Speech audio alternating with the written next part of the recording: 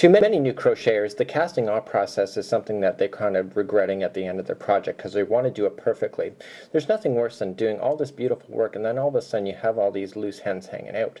What we're going to show you today is how to cast off and getting rid of the loose ends so that you have a beautiful edging on both sides of your work. So let's get started. My name is Michael Selleck and I'm the creator of Mikey's Mail. I'm here with my friends at allfreecrochet.com who's asked me to produce a video on how to cast off by weaving in the ends. We're going to take our project, we're just using double crochet at this time for this particular project. I'm using a size G hook and I'm also using 4-ply Bernat yarn. The casting off process is the same regardless of what kind of yarn and needle that you're using today. So we're just going to come to our very end. So we're just double crocheting all the way across to the end. In this particular sample you could be doing another stitch. So what we're going to just do is go into your final stitch just like so and double crochet ourselves right to the final. So you'll end up with a loop right on your hook.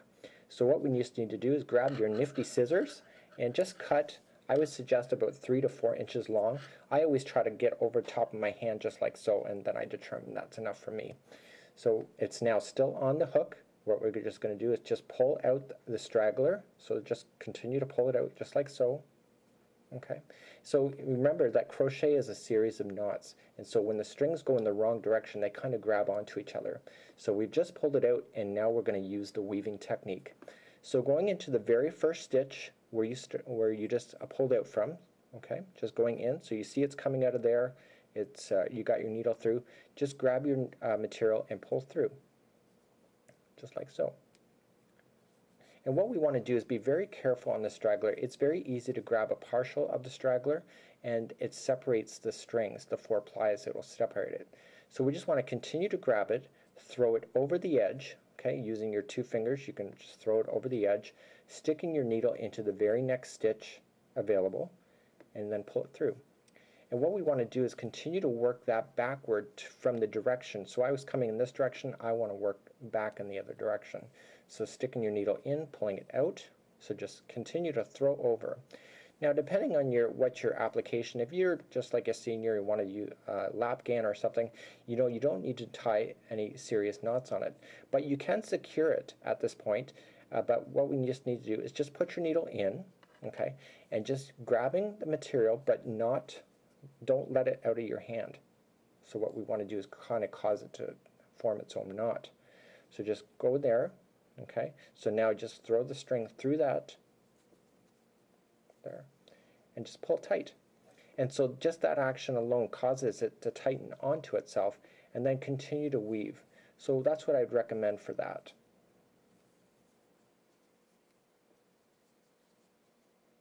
The next part of the process you'll want to do, so I haven't trimmed it yet, is that you want to yank on it. You want to pull it and you want to give it that stretch because you want to see where exactly this is going to fall out.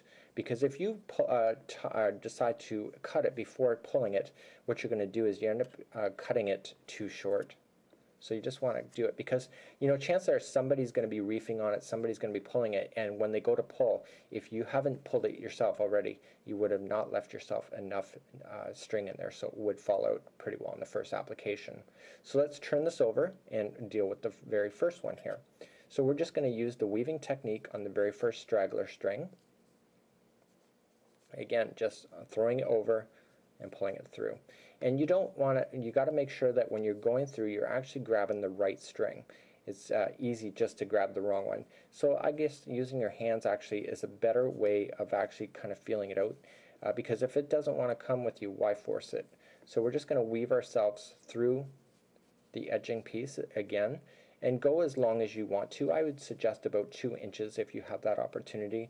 And again, depending on your application, you might want to tie it at some point throughout here instead of the very end. And what we can just do too is just give it that extra tie,